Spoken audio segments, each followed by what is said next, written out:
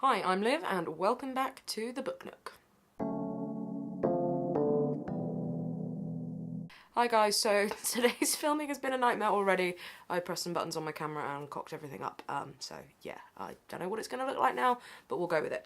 So today's video is going to be a bit of a mishmashy thingy, because even though it's August, I'm going to wrap up the last few books that I read in July, then I'm going to talk about what I'm currently reading and what I'm going to be reading. Now, I don't normally do any kind of TBRs, I normally just try and go with it by whim, but I've got a few things coming up at work that I need to read for, so I will be talking about those. So first things first, the last couple of books that I read in July, and I'm going to start with Milk and Honey by Rupi Kaur. Now, I've read sort of bits of this over the years, just sort of, you know, flicked in and out of it, but I thought, no, you know what, I'm going to actually spend some time and sit with it and read the whole thing. And thus I did. Now, it's a funny one because I've heard sort of mixed reviews about this in a way. I mean, overwhelmingly, okay, that was a good start of a conversation. In the main, the reception to this book has been outstandingly positive, and for poetry, you know, again, working in a bookshop and having studied poetry a lot and used to write poetry, to have people coming in consistently and asking for a poetry collection is exciting, it's new, it's different. And it's certainly a poetry collection that's got people into poetry who perhaps necessarily wouldn't have got into it otherwise. And I think it's partly to do with, like, you know, they're short, they're sort of simple. I don't mean simple in a nasty way, I don't mean that at all. They're not sort of just really dense, dripping with imagery and stuff like that. And it's probably part of sort of like the Instagram, Twittery world of poetry. I don't know, I'm sounding like I'm really cooling down with the kids at the moment.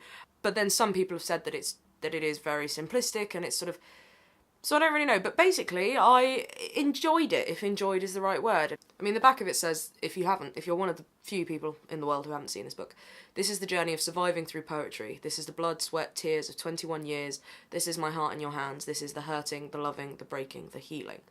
And it's a book of poetry that's about the female body, and it doesn't shy away from that, and it's unflinching, which seems to be the word of the month for me at the minute. It just doesn't shy away from it, and from that perspective, I really like it. It doesn't...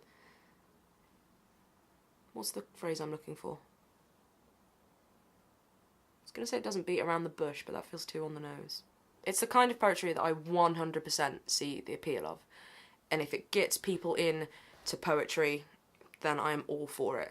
And it is the kind of poetry that it's bite-sized, it's hard-hitting, because it uses sort of simple terms, and it's not all this highfalutin nonsense and, you know, trying to sound clever. It's just, this is emotion, this is what's happening, this is somebody's thoughts, fears, pain, on paper, and you can take it or you can leave it, and it's right there. It's almost like an exorcism of self, which is, you know, something that poetry is used for a lot. I mean, put it this way, I'm not going to sit here and go, I hated this, I'm too clever for this is far too simplistic, because that's just bullshit. It's got something in there for everyone. But similarly, I'm not going to say it's my favourite collection of poems ever, but there is something about it that I think anybody who maybe sort of wrote some poetry when they were, you know, in their 20s or what have you, can identify with to a point. This laying out of the self on paper and just putting it all out there. Being brutally honest about yourself, to yourself, about other people, to other people. There's a real appeal there, and I am quite excited to see what she does next and see where it goes. And as I say, as someone who loves poetry and wishes people would love poetry more and wouldn't sort of be afraid of it, it's a great way to sort of open up the world of poetry to people. And there are some beautiful lines in there, some beautiful passages and beautiful bits in there that do sort of stick with you. So yeah, Milk and Honey by Rupi Kaur. I did enjoy this one, and I see the appeal, and yeah, I'm excited to see her next collection, see what that one's like, and yeah. Look who's having a really coherent day, guys. I don't know what it is, I sort of struggle to talk about poetry in a weird way. I don't know why, considering I studied it, wrote it, lived it for a few years. I sort of struggle to talk about it. I don't know why. It's odd. So the next book that I read, the second to last book that I read in July, is Ali Smith's Girl Meets Boy, and I bloody loved this. Now, Ali Smith is an author who I've only read of her novels. I think I mentioned this either in my last video or on Instagram or something, I can't entirely remember.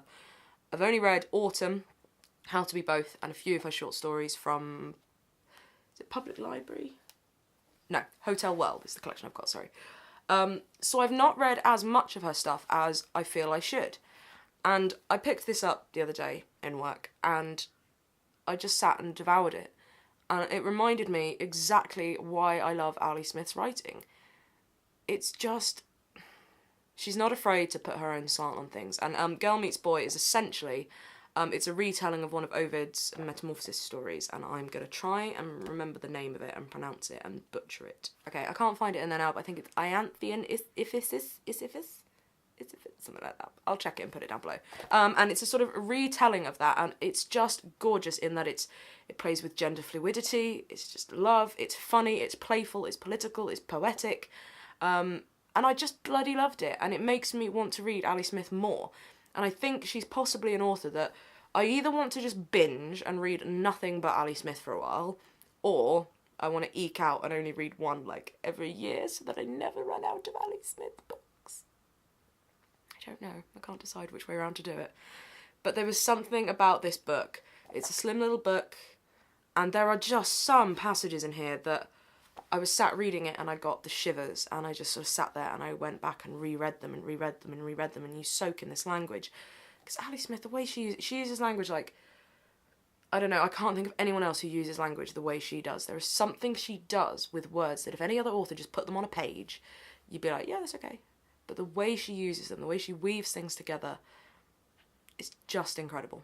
This book has already gone onto my sort of list of my favourite books of all time, because there's just something about it. As I say, it's funny, it's sweet, it's political, it's poetic, it's sexy, it's funny. Again, it's so beautiful, and I bloody love it. So yeah, Ali Smith's Girl Meets Boy. I urge you to go and pick up a copy of this and give it a read and fall in love with Ali Smith. If you've never read any of her stuff before, you'll just fall head over heels. And if you have and you haven't read this one, then go read it. So at the same time as I was sort of finishing reading the Ali Smith, I had been reading, and feel like I was reading for quite a while, Zadie Smith's Swing Time. Now I picked this one up because I'd heard a lot about it when it came out in hardback, and of course Zadie Smith has written White Teeth and On Beauty, and I've never actually read any Zadie Smith before, so I thought, you know what, I'm going to give it a go. And then the Man Book long list was released, and this book was on the long list. Now, I DNF'd this one. That's the first thing to say. I have kept the bookmark in there to show you where I got up to. So I'm just under halfway. And I didn't DNF it with any pleasure at all. I didn't want to DNF it. I don't like not finishing a book. I don't like giving up on a book at all. And especially not one that seems, on paper, to be something that I would love. And by an author that I've heard so much about. The problem I had with this one is that it felt very much like a book of ideas, and great ideas, and gorgeous writing. But it just didn't grab me. There was something about it. You know, I stuck with it. I was about a quarter of the way through, and I thought, okay, this is going in one direction. And then it moves around, and I knew, you know, reading the blurb and hearing about it, that it was... Sorry, the cat's in the room. He's scratching himself. What are you doing, cat? I knew it was a book that jumps around in time and location, but it just didn't really seem to be going anywhere. For all that it was going everywhere, it didn't seem to be going anywhere. You know, we're about halfway through, and we've been in London with these characters as their children, and then it jumps forward, and then she's constantly going back to them, but it's like she's trying to leave breadcrumbs for us, but instead of leaving a breadcrumb, it's like the idea of a breadcrumb. Like, there was a particular scene in there where they're in the taxi, and she's talking, and she's going to tell Amy, who's this pop star that she ends up working for, about her friend Tracy. And she starts telling her, and then there's just a line that goes, and then she told her about Tracy. And then it moves on. It's like, okay. Well, either lead us up to there's a conversation about it and then go somewhere totally different and leave us wondering, or give us the conversation. I just kind of felt like, well, hang on, what was that? That was neither one thing nor the other, or both. Yeah, there just seemed to be a lot going on in there. You've got a girl who's got a very political mother, and you know, she's her mother is black and her father is white, and then her friend has a white mother and a black father, and it's sort of talking about that, and they're the only two non-white girls in their sort of dance class, and they have this bond, but they're very different people, and then you know that something has happened, but it's like we're halfway through the book and there's kind of like one hint of it, and then like nothing, and it's kind of like, well, what am I supposed to be kind of caring about in here? about halfway through and I don't really care about anything that's happening.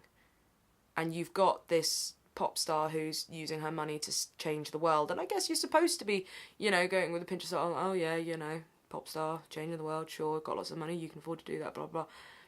But, I don't know, there was something about it, there was good ideas in there, and Zadie Smith's writing is gorgeous. It is lovely writing, lovely prose, but it just didn't seem to be going anywhere, and it wasn't grabbing me. Maybe it's just not for me. But yeah, I was a bit disappointed with this one, and so I just thought, you know what, I feel like it had taken me like 3 weeks to get about halfway, because every time I was going back to it, it was like, okay. As I say, the prose, when I was reading it, it was going along nicely, and it was nice to read, but it just seemed to be taking forever, and I'm not a slow reader. I'm not, you know, don't want to toot my own trumpet here, but I'm not a particularly slow reader, but it just seemed to be going on forever. It's just not grabbing me. There's something about it that I just don't, yeah. So I DNF'd this one. If you've read this one and you loved it, feel free to tell me why I'm wrong and try and persuade me to maybe give it another go. Does the second half kind of pick up? Have I just stopped right before it picks up and gets amazing? If it helps, I am on chapter 10 of part 2, I think? No, part 3, chapter 10. So if it helps, that's where I've got to. Does it pick up in chapter 10? Does it become an amazing book? Because, yeah, I don't like DNFing, and I certainly didn't like DNFing a book by an author that I've heard so much about, and it being my first foray into her writing. It's now making me doubt whether I sort of give On Beauty or White Teeth a go, but then I've heard so much about those, so I'm very sort of conflicted about that one. Don't like DNFing. So at work we have a book group which is run by the lovely Tracy. Now she's away in September, so me and Dave are standing in for her to hopefully steady that ship while she's away. And the book that they are doing is All the Light We Cannot See by Anthony Doerr. Now I have never read this, and I've, you know, heard so much about it that I thought, cool, well yeah, I'll give that one a read. So I've got to read this one for in a month's time, so that will be fine. And then we're also doing, because obviously we're all very excited about the release of La Belle Sauvage. I like saying that like too French. La Belle Sauvage. It's fun. By Philip Pullman, of course, the first book in the Book of Dust trilogy that's coming out in October. So as a bookshop, we're going to be doing a Pullman book group, and we're going to be reading the Northern Lights trilogy in preparation for La Belle Sauvage, and then doing that. So I've picked out my childhood editions of his Dark Materials, and I still love these covers. They, to me... Now, I read these when I was younger. Now, to be honest, I don't think I ever actually finished the Amber Spyglass, which is probably very naughty of me. I think I read Northern Lights like 4 times, then read The Subtle Knife, and then started Amber Spyglass, and just don't know why I didn't finish it, can't really remember. So I'm definitely looking forward to rereading these. So we're going to be doing our first book group. Ooh, can I say this yet? Ooh, probably. Yes. No. Okay, no, I can't yet. So we're going to be, it's not like a big deal, but over the weekend we're going to be revealing at work when we're going to be doing the book groups for the Northern Lights book. So we are going to do a separate book group. I can say this, we're going to be doing a separate book group for each of his Dark Materials. Then the book comes out, The Belle Sauvage, and then we will do a book group for that. So I've got, as I say, it feels weird. I never really have a TBR. I always just go a bit whim. But this is my kind of TBR for the next few, well, say these two, for within the next month, and then these going forward. So it feels quite strange going, oh, I've picked what I'm going to read. So at the moment, I'm kind of deciding what to read immediately, because I don't quite want to start this one yet, because I've got to read it for the first Thursday in September. So I should say, if you are someone watching who lives in Exeter, in Devon, in the United Kingdom, and fancies joining in with the Waterstones Exeter Book Club, I will post some details down below about that. You are more than welcome to join. As I say, it's normally run by the lovely Tracy, but in September she's away, so Dave and I will be stepping in for that one, for All the Light We Cannot See by Anthony Doerr. And yeah, because I haven't read it, I'm quite excited to do that, but I don't know how long it's going to take me. It is quite chunky, but it's smaller writing than I thought. I will probably start this one in a couple of weeks, because I don't want to read it now and then completely forget it. by the book group. But yeah, that's on my horizon. So yeah, not really sure what I'm going to read next. I've got a stack of books over here that you can't see that are for my August haul so far. I say stack of books, they're graphic novels, which I always get through a little bit quicker. I spent the day when I was off sick on Saturday. No, not Saturday. Tomorrow's Saturday. Thursday. Wednesday. The other day, I was off sick with a lot of pain for various things. And I sat and had a cosy graphic novel day when I wasn't falling asleep. So I read a few graphic novels, and as I say, last night I finished Reservoir 13 by John McGregor. So I'll be talking about those in my August wrap-up in about a week's time, maybe. Not sure. Really, I just wanted to... I mean, mainly this video is to do my July wrap-up and just have a little chat, so that's what I've done. So yeah, tell me what you're reading at the moment. If I was wrong about Swing Time, or if you fancy trying to convince me to give it another go, please do feel free, or if you've read it and had similar feelings, just have a chat with me about Swing Time. As I say, don't like giving up on a book, unless it's a really shit one, in which case I'm fine with it, but this wasn't a really shit one, so yeah. Yeah, and his Dark Materials. Yay! Belle Sauvage. Yay! Philip Pullman. Yay! So, I will be back in my next video, which will probably be... Oh, I don't know what that'll be or when that'll be. I haven't quite decided yet. But I will be back then in that next video. And thank you very much for watching. Again, why am I so gabad at goodbyes? I'm gabad at goodbyes. You want to be on the booktubes again? You want to be on the booktubes again? Look who it is. He's so purry. A little bag of purrs, aren't you? Oh, you smell nice. He's been outside in the grass. You smell very nice, mister. And he's immediately gone to curl up on a pair of my shoes again. I swear, this cat has a shoe fetish, and it's quite weird. Always curling up on my shoes. Like, the second I take them off my feet, he's on them. So yeah, thanks very much for watching. I will see you in my next video, once I've decided what that's going to be.